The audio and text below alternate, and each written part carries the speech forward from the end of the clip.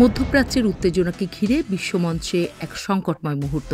এই অঞ্চলের super power Iran ঘোষণা করেছে পশ্চিমাদের কোনো সামরিক বিকল্প নেই, তাদের শুধু আলোচনাই করতে হবে। বিশ্ব শক্তিগুলোকে এতটাই অসহায়, ইরান কি আসলেই একটি নতুন যুগে প্রবেশ করেছে যেখানে শক্তির প্রদর্শনী কূটনীতির মূল হাতিয়ার হয়ে দাঁড়িয়েছে?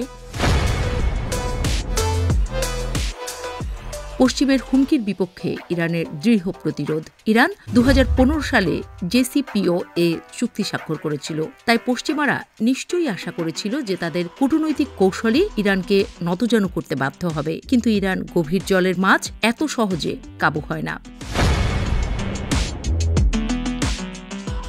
2018 সালে আমেরিকা এই চুক্তি থেকে বেরিয়ে যায়। তখন ইরান তাদের পারমাণবিক কর্মসূচি পুনরায় বাড়িয়ে তোলে। পশ্চিমাদের উদ্বেগ বাড়তে থাকে। ইরানের পররাষ্ট্রমন্ত্রী আব্বাস আরাগচি তেহরানের সামরিক শক্তির প্রতি ইঙ্গিত করেছেন। আরাগচি বলেছেন, বিশ্ব শক্তিগুলো যতই নিষেধাজ্ঞা আরোপ করুক না কেন, ইরান কখনো আলোচনার টেবিল ছেড়ে যায়নি।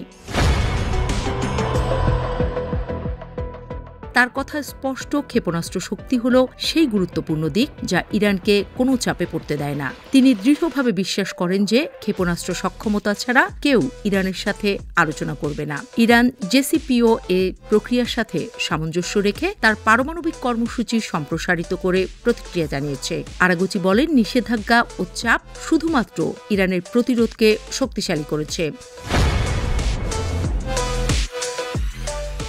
ইরান জানিয়েছে, ফ্রান্স, যুক্তরাজ্য এবং জার্মানির সঙ্গে তাদের পরবর্তী পরমাণু আলোচনা 13 জানুয়ারি জেনেভায় অনুষ্ঠিত হবে। ইরানের উপপররাষ্ট্রমন্ত্রী কাজেম গারিবাবাদি দেশটির সেমি অফিসিয়াল সংবাদ সংস্থা ইসনাকে এ তথ্য জানিয়েছেন।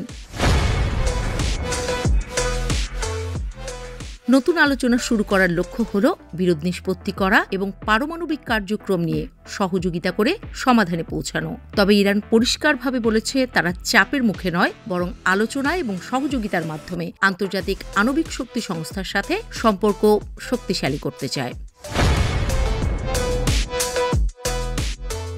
ইরানের বিরুদ্ধে অভিযোগ রয়েছে, তারা উচ্চমাত্রায় সমৃদ্ধ ইউরেনিয়াম মজুত করছে। গত ডিসেম্বর মাসে আন্তর্জাতিক আণবিক শক্তি সংস্থার প্রধান রাফায়েল গ্রোসি বলেছেন, ইরান তার ইউরেনিয়াম সমৃদ্ধকরণ 60% বিশুদ্ধতায় নিয়ে গেছে, যা পারমাণবিক অস্ত্র তৈরির জন্য 90% কাছাকাছি।